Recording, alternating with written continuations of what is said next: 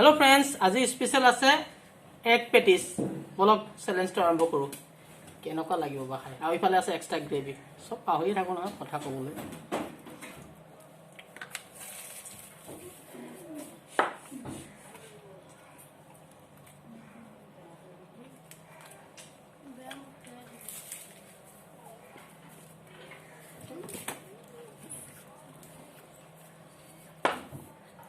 wow